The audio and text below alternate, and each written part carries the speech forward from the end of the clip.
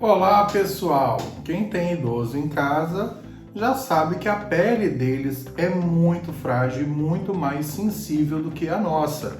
E isso inclusive aumenta muito o risco dessas pessoas desenvolverem lesões por traumas ou até mesmo por ficarem muito tempo numa mesma posição. E isso que nós vamos tratar hoje nesse vídeo. Como que a gente consegue cuidar da pele da pessoa idosa e prevenir lesões por pressão nas pessoas idosas acamadas. Vem comigo e solta a vinheta!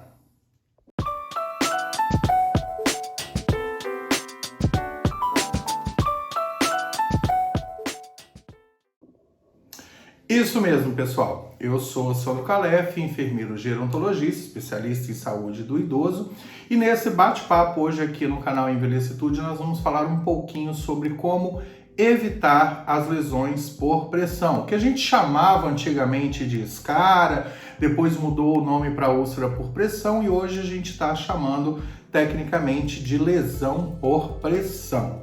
Mas primeiro vamos entender alguns pontos importantes que estão intimamente relacionados ao surgimento de uma lesão por pressão. O primeiro deles é a característica da pele da pessoa idosa. À medida que a gente vai envelhecendo, a nossa pele vai se tornando um pouco mais frágil, né? Isso acontece por uma série de fatores. Diminuição do líquido corporal, diminuição do colágeno, que é para dar sustentação e firmeza na pele, diminuição da elastina, que serve para dar elasticidade para a nossa pele. E isso vai fazendo com que, à medida que a gente vai perdendo esse colágeno, essa elastina e as outras substâncias que conectam a nossa pele, ela vai se tornando mais frágil e, com isso, mais suscetível aí, com risco maior de desenvolver lesões, principalmente naquelas pessoas que são acamadas e que sofrem da chamada síndrome da imobilidade, né? Vamos entender então o segundo aspecto desse vídeo para a gente chegar a falar na avaliação de risco e na prevenção das lesões por pressão.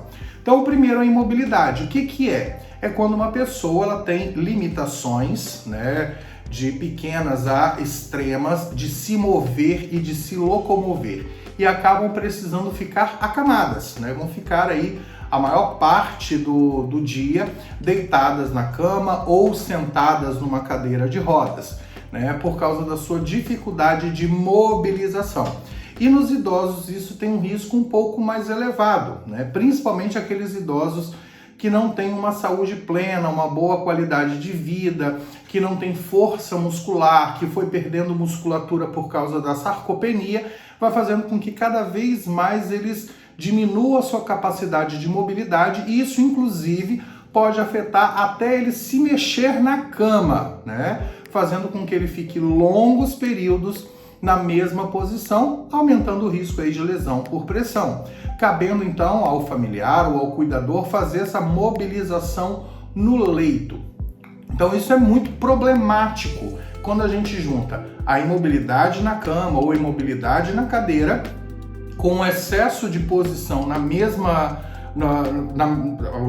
embolei aqui. Manter a mesma posição por muito tempo ou na cadeira de rodas ou na cama, fazendo com que, juntamente a pele mais frágil, menos resistente, ela acabasse rompendo, né? E desenvolvendo aí a lesão por pressão, a antiga úlcera de pressão ou a escara, que as pessoas chamam muito, mas que é uma terminologia errada.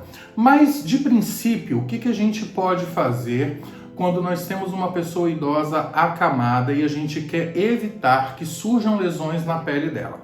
Primeiramente, a gente identificar qual é o risco que essa pessoa tem em desenvolver uma lesão dessa, tá? Se a gente reconhece o risco, a gente consegue evitar que a lesão aconteça.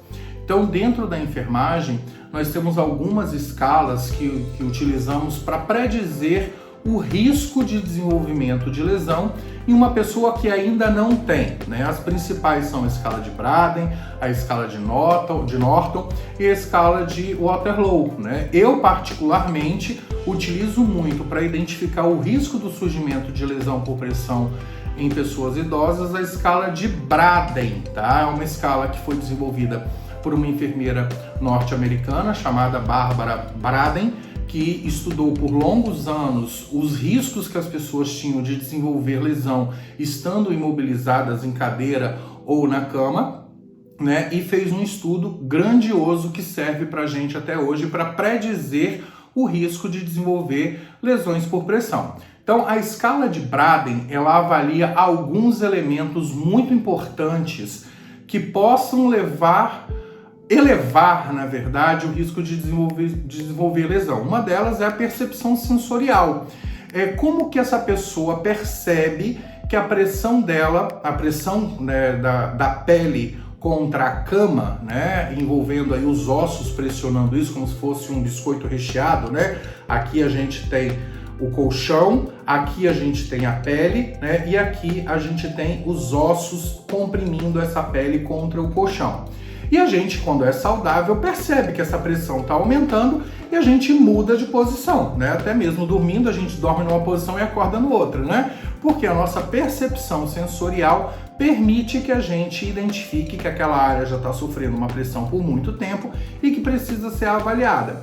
Muitas vezes essas pessoas idosas que estão imóveis na cama não têm essa percepção de aumento da pressão ou percebem, mas não conseguem mudar por doenças, por perda de massa muscular, por estado de consciência. Então a gente vai avaliar como que essa pessoa reage. Como é que a gente avalia isso? Se ela consegue mudar ou não de posição. Se ela consegue mudar, ela está percebendo que existe aquela pressão, ela está mudando para avaliar, para aliviar a pressão naquele local.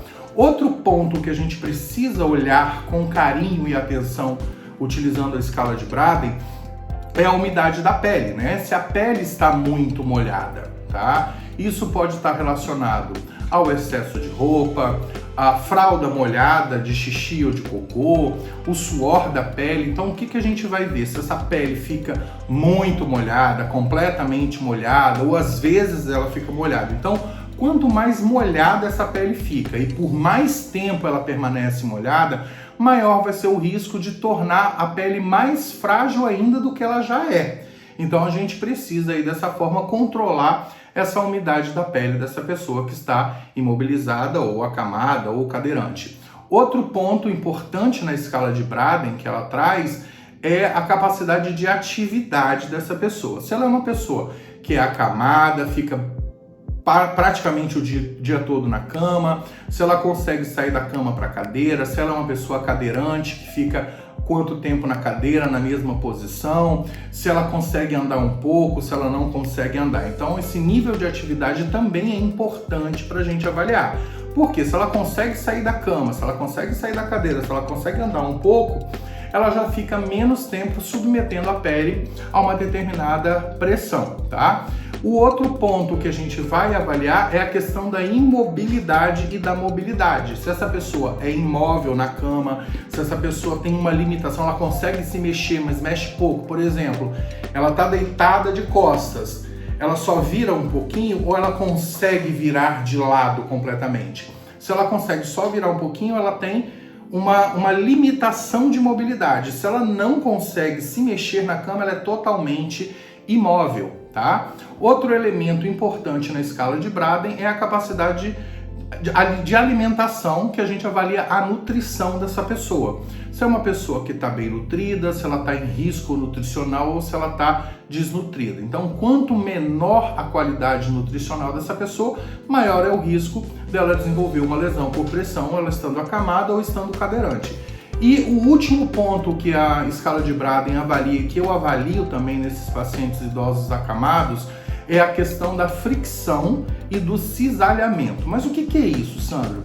Fricção é a quantidade de vezes que a pele faz atrito, tá? Entre lençol, colchão, né? Até mesmo na forma que a gente mobiliza aquela pessoa idosa acamada dentro no leito dela, né? Se a gente às vezes puxa, né? Quando a gente puxa pelo lençol, nós estamos fazendo um atrito, né? E o atrito, imagina, você ficar um tempão atritando uma coisa. Vamos trazer como exemplo um sapato que esteja desajustado ao pé da gente, que fica atritando ali aquela partezinha de trás no final do dia vai ter o quê? Uma bolha, uma lesão na pele, uma descamação daquela pele. Então isso foi provocado pelo atrito. Então ali a gente já começou a desenvolver uma lesão por pressão nessa pele, tá? Um atrito.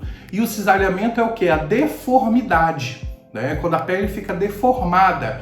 Ah, mas a pele fica deformada? Fica. Quando a gente deixa um lençol enrugado, dobrado, mal posicionado, a pele vai tender a fazer o quê? A assumir aquela posição daquela dobradura daquele lençol. E até mesmo quando a gente puxa o paciente pelo lençol, né, a pessoa idosa pelo lençol com uma pele mais frágil, a gente também vai o quê? Cisalhar. Cisalhar isso aqui, ó. Deformei, igual eu tô fazendo aqui na minha mão, ó.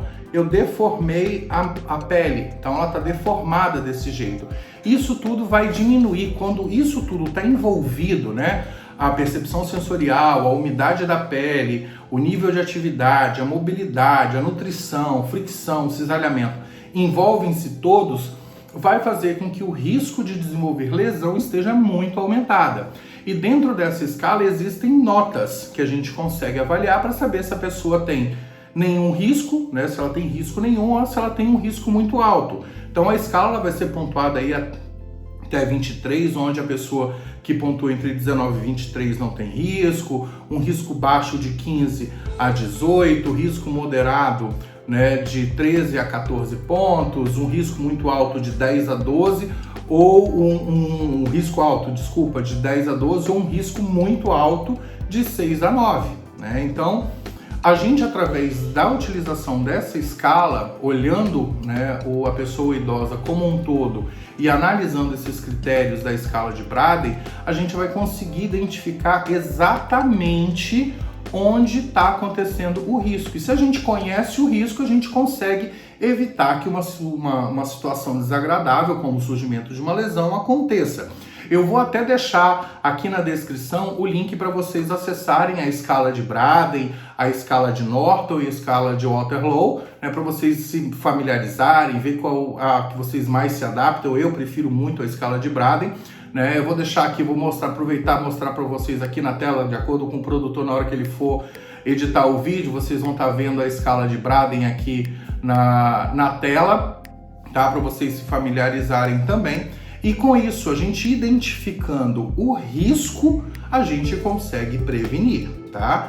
Não adianta muito utilizar nenhuma dessas escalas preditivas que a gente chama para lesão por pressão quando a pessoa já desenvolveu a lesão. Então, é aquele ditado dos nossos avós e dos nossos pais: prevenir é melhor do que remediar. Então, se a gente conhece quais são os fatores que estão elevando o risco para desenvolver uma lesão de pele, uma lesão por pressão numa pessoa idosa, a gente vai conseguir o quê? Neutralizar essa situação e evitar, né? Então eu vou dar algumas dicas do que a gente pode fazer para evitar essas lesões. Uma delas é a mudança de posição, né, dessa pessoa idosa que esteja acamada ou cadeirante, pelo menos a cada 2 horas. Estudos mais recentes estão falando a cada 1h30, mas à noite a gente diminui um pouco essa frequência, mas ficando atento também, pelo menos durante o sono, mobilizar umas 2, 3 vezes, né? Porque acaba acordando a pessoa também. Outro ponto importante é deixar a pele sempre hidratada. Hidratada é diferente de molhada, tá, gente?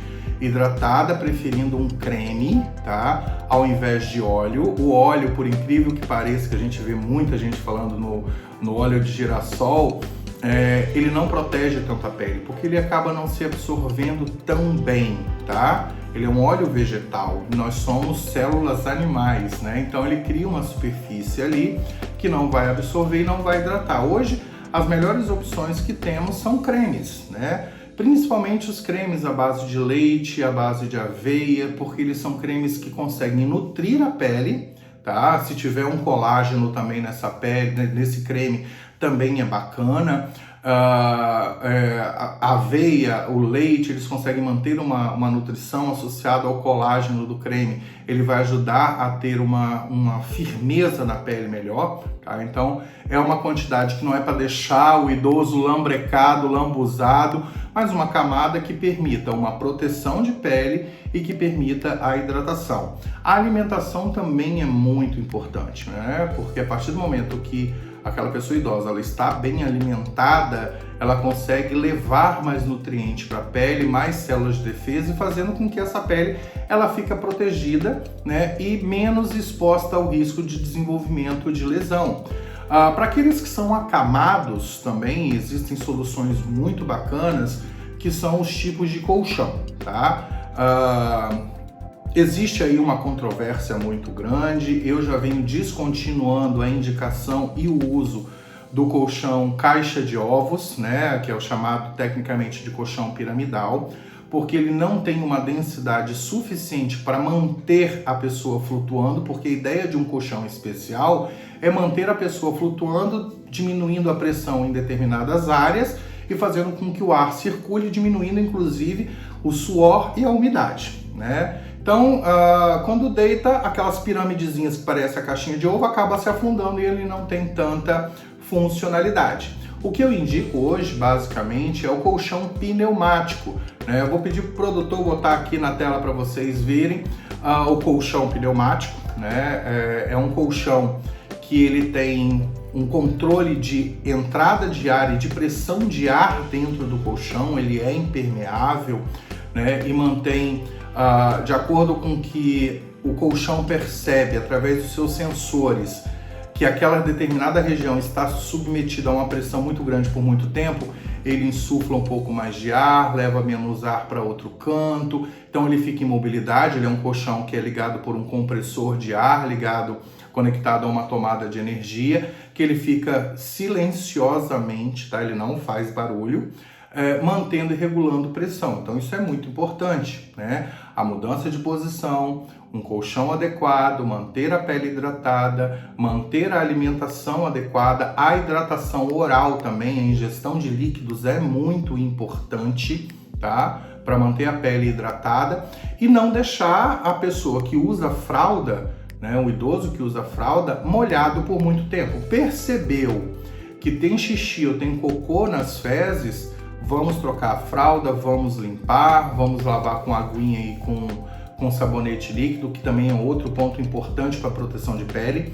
O sabonete líquido ele é muito melhor do que um sabonete em barra, vocês sabiam disso? Né? Então acho que essas informações aí estão merecendo aquele like legal de vocês, e quem não for inscrito, se inscrever no canal, né? Porque eu tô trazendo muita informação interessante aí para vocês, que vocês podem, além de curtir, se inscrever, compartilhar com a família, com os amigos e com as pessoas que vocês conheçam que tenha idosos acamados e que estejam em risco de desenvolver lesão por pressão. Pois então, o sabonete em barra, para ele ter essa característica de barra, ele precisa de soda cáustica, né? E a soda cáustica, ela resseca muito a pele. Tanto é que quando a gente usa aquele sabão de lavar a pia, né, por muito tempo, aquele sabão de lavar a roupa, a nossa mão fica meio grossa, né, por causa da ação da soda cáustica.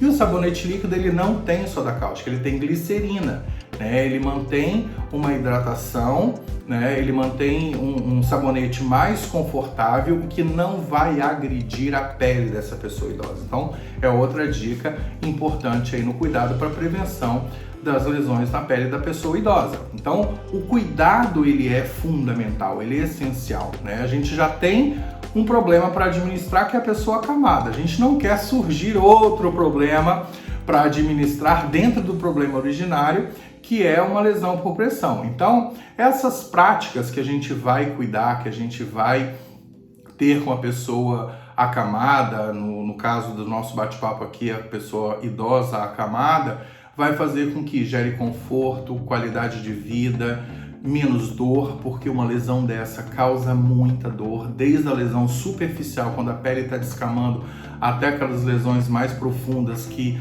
comprometem toda a epiderme, derme subcutâneo, podendo chegar a músculos, tendões, terminações nervosas, ossos.